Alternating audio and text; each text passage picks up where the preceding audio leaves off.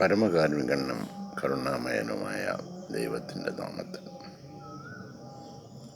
ആ ഇല്ലാതെ അക്ഷരമാലകൾ ഇല്ല എന്നതുപോലെ ഈശ്വരനില്ലാതെ പ്രപഞ്ചവുമില്ല.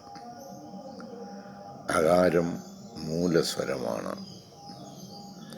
പ്രപഞ്ച വസ്തുക്കൾക്ക് ഈശ്വരൻ മൂലകാരണവുമാണ്. അകാരത്തെ ദാർശനികർ പരബ്രഹ്മമായും പരമാത്മാവായും പറയുന്നു.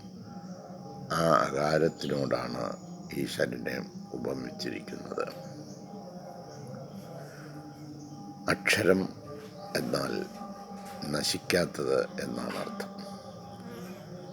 അനാദി നിദാനമായ ഈശ്വരനെ ഉദാഹരിക്കാൻ പരമാത്മസമമായ അക്ഷരമായ അകാരമല്ലാതെ മറ്റൊന്നില്ല.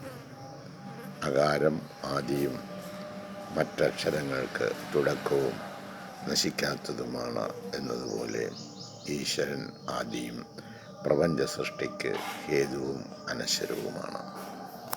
ചിന്തിക്കുമല്ലോ.